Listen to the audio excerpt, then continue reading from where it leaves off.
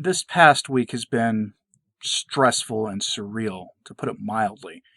And I think it would be helpful for us to really turn our eyes and our ears towards what is truly important in life as we move forward.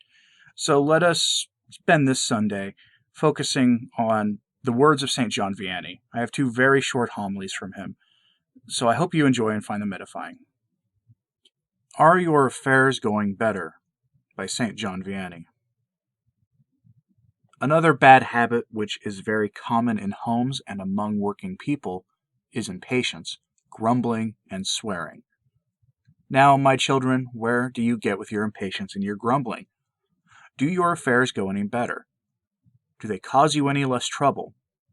Is it not rather the other way around? You have a lot more trouble with them, and, what is even worse, you lose all the merit which you might have gained for heaven. But you will tell me that is all very well for those who have nothing to put up with. If they were in my shoes, they would probably be much worse. I would agree with all that, my children, if we were not Christians, if we had nothing to hope for beyond what benefits and pleasures we might taste in this world.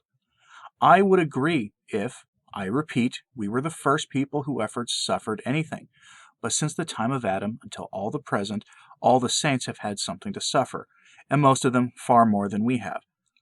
But they have suffered with patience, always subject to the will of God, and soon their troubles were finished, and their happiness, which has begun, will never come to an end. Let us contemplate, my dear brethren, this beautiful heaven. Let us think about the happiness which God has prepared for us there, and we shall endure all the evils of life in a spirit of patience, with the hope of an eternal reward. If only you could have the happiness of being able to say in the evening that your whole day had been spent for God. I tell you that working people, if they want to get to heaven, should endure patiently the rigor of the seasons and the ill humor of those for whom they work. They should avoid those grumbles and bad language so commonly heard and fulfill their duties conscientiously and faithfully. Husbands and wives should live peacefully in their union of marriage. They should be mutually edifying to each other, pray for one another, bear patiently with another's faults, encourage virtue in one another by good example, and follow the holy and sacred rules of their state, remembering that they are the children of the saints. Those with servants should take the same care of their servants as their own children, remembering the warning of St. Paul that if they do not care for them, then they are worse than those who do not share our faith, and that they will be more severely punished on the day of judgment. Servants are to give you service and to be loyal to you, and you must treat them not as those in servitude, but as your children and your brethren. Servants must look upon those they serve as taking the place of Jesus Christ on earth.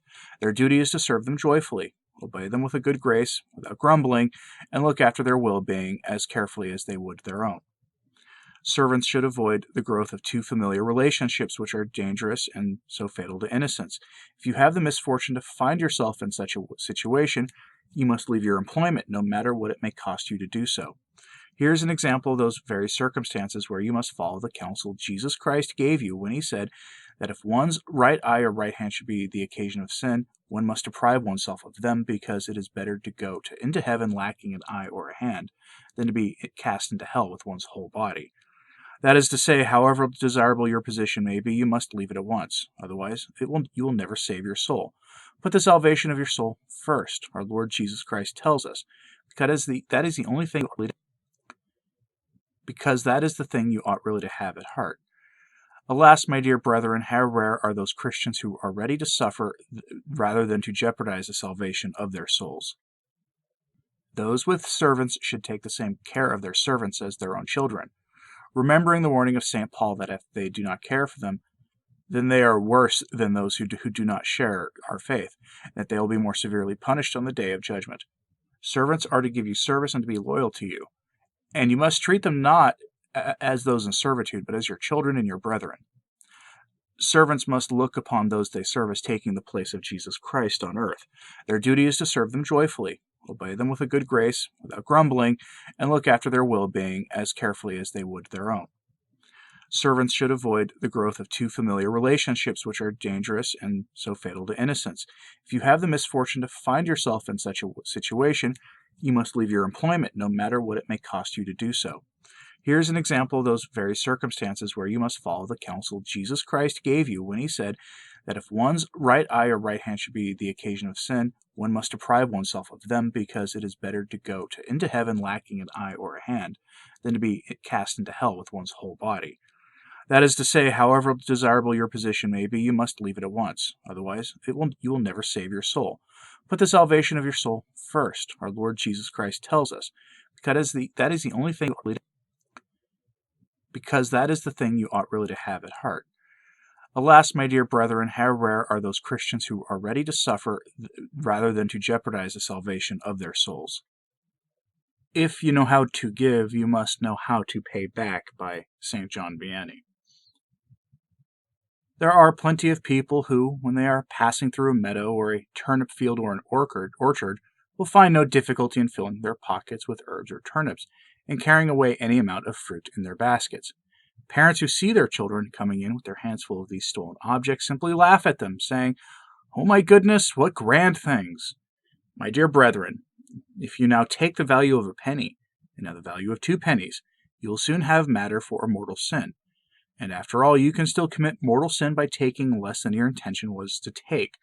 Sometimes it will be a shoemaker who uses poor leather or bad thread, but who charges for his work as if it were the best quality. Or again, it may be a tailor who, under the pretext of not having received a sufficiently good price for his work, will keep a piece of his customer's material without saying anything about it. Oh dear Lord, how death will show up these thieves. Here's a weaver who spoils a part of his thread, rather than going to the trouble of unraveling it. So he will use the smallest part of it in keeping it, without saying anything about it what was entrusted to him. Then there is the woman, giving some flax to spin, who will reject part of it on the pretext that it has not been well combed. Thus she will be able to keep some for herself, and then, by putting the thread into a damp place, she will be able to make right its weight.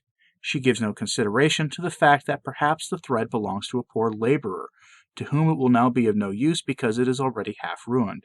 She will thus be the cause of innumerable bad things which he will say against his master. A shepherd knows quite well that he is not allowed to lead animals to pasture in a certain meadow or woods. That will not matter a bit to him as long as he is not seen. This will do him very well. Another knows that he has been forbidden to go gathering tares in a certain cornfield because it is in bloom. He has a look around to see if anyone can see him, and then he goes in. Tell me, my brethren, would you be quite satisfied if your neighbor did that to you? No, certainly you would not. Suppose we take a look at the conduct of laborers. Quite a large section of them are thieves. They are made to work for an agreed price that will ruin half the job, and they will continue until they themselves get paid. If they are hired by the day, they will be satisfied to work well while their employer is looking at them, and after that they will give themselves over to talking and killing time. A servant will see no reason why he or she should not receive and treat friends well during the absence of the owners of the house, knowing quite well that they would not allow this at all. Others will give away large alms in order to be considered charitable people. Should they not give these out of their own wages, which so often they squander on trifles? If this has happened to you, do not forget that you are obliged to pay back to the person concerned all that you gave to the poor without knowledge or consent of your employers. Then again, there is the one who has been entrusted by his employer with the supervision of the staff, or of workmen, who gives out wine and all sorts of other things to them if they ask him. Understand this clearly. If you know how to give, you must know how to pay back. Suppose we turn now to the matter of masters. I know they have no shortage of thieves in that quarter either. How many masters do not, in actual fact, give as much money as they have agreed with their hired help to give? How many are there who, when they see the end of the year approaching, will do everything they possibly can to get their servants to leave so that they will not have to pay them? If an animal has died despite the care of the one in charge of it, they will keep back the price of it out of his wages, so that an unfortunate young fellow will have toiled the whole year through and at the end of his time will find himself with nothing at all. How many, again, have promised a suit length and will then have it made too narrow, or of bad material, or even will have the making of it put off for several years to the point where they have to be brought to law to make them pay up? How many of them, when they are plowing or reaping or harvesting, go beyond their own boundaries, or even cut a young sapling from their next-door neighbor's land to make themselves a handle for a scythe, or withe for a stalk, or to tie up a part of the cart? Had I not good reason to say, my dear brethren, that if we examined the conduct of most people, we should find only thieves and cheats? There are very few of them, as you can see, who do not have something on their conscience. So then, when are those who make restitution? I do not know any of them. Now you will say we can hope to know, roughly anyway, in what ways we commit wrongs and injustices. But how, and to whom, must we make restitution? You would like to make restitution. Very well, listen to me for a moment, and you will know how to go about it. You must not be satisfied with paying back half or 3/4, but all if you possibly can. Otherwise, you will go to Gehenna. There are some people who, without going into the question of the number of people whom they have wronged, will give some alms, or have some masses said, and once that is done, they think they are quite safe. It is true, alms and masses are very well, but they must be given with your money and not with your neighbor's. That money was not yours. Give it to its rightful owner, and then give your own alms and masses if you want to. You will be doing very well. There are those who say, I have wronged so-and-so, but he is quite rich enough. I know a poor person who has a much greater need for the money. My good friend, give to this poor person from your own money, but pay back to your neighbor whatever substance you have taken from him. But he will put it to a bad use, you say. That has nothing to do with you. Give him his due, pray for him, and sleep well.